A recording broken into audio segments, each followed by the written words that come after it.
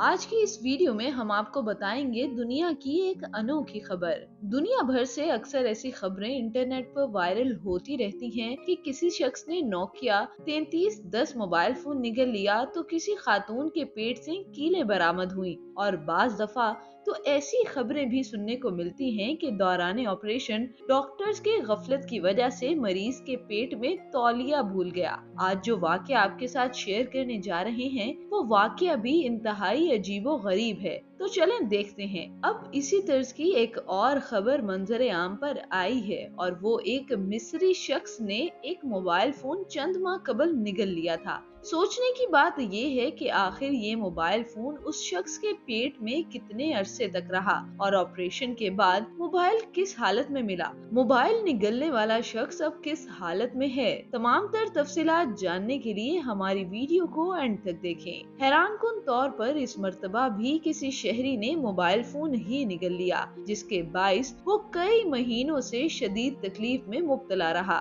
मज़कूरा शख्स को Aswan university अस्पताल में जुम्मे की शब पेट में शदीद दर्द के बाइस दाखिल किया गया। मरीज का मुआयना करने के बाद डॉक्टर्स ने बताया कि आदमी शदीद इन्फेक्शन और पेट के दर्द का शिकार है। डॉक्टरों ने फैसला किया कि फौरी तौर पर इसकी सर्जरी की जाए, लेकिन सर्जरी से पहले एक्सरे और लैब टेस्ट किए जाएंगे। बादशाह उनका कहना था कि मरीज के पेट से बैरूनी आला निकालने के लिए ऑपरेशन की जरूरत है। डॉक्टरों को फिर एहसास हुआ कि उसने एक छोटा सा फोन निगल लिया है जो मरीज के खाने को हजम करने से रोक रहा है और उसकी तकलीफ का सबब बन रहा है। 6 महीने बाद मरीज के पेट से निकलने वाले खून की हालत इस वक्त आप अपनी स्क्रीन पर देख रहे हैं। फिर डॉक्टर्स ने मरीज के पेट से ऑपरेशन के जरिए 6 महीने बाद खून निकाला, जिसके बाद मरीज की हालत अब बेहतर है।